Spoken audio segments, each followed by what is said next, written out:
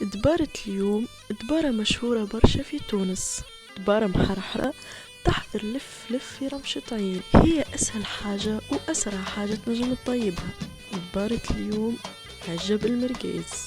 دونك نبداو، نحط القلاية متاعي، نحط الزيت وما نكثرش خاطر باش نقلي فيه المرقاز، والمرقاز بطبيعته يسيب الزيت متاعو.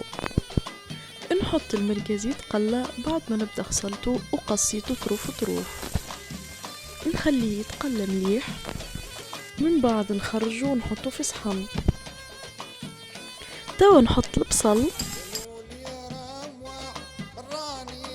نحط الثوم، ونحط 2 مغارف طماطم، نحط الهريسة العربي، الهريسة العادية. توا نفوح بمغرفة ملح، مغرفة كركم، شوية كليل وزعتر، مغرفة فلفل أحمر، ومغرفة تابل وكرون. توا نمرق بالماء السخون، نخليها شوية وقت تغلي، وبعد نحط لها المرقاز متاعي. نعمل رشة زيت زيتونة من الفوق ونحط الفلفل.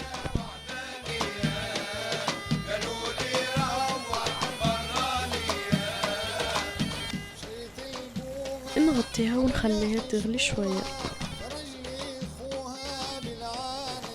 توا نحط 4 كعبات عظم،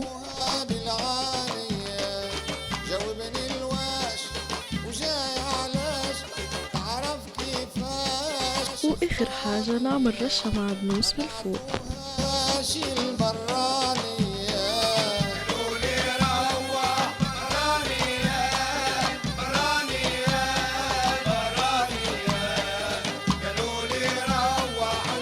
من الاخر عجة بنينة ومحرحرة تاكل صوابعك وراها.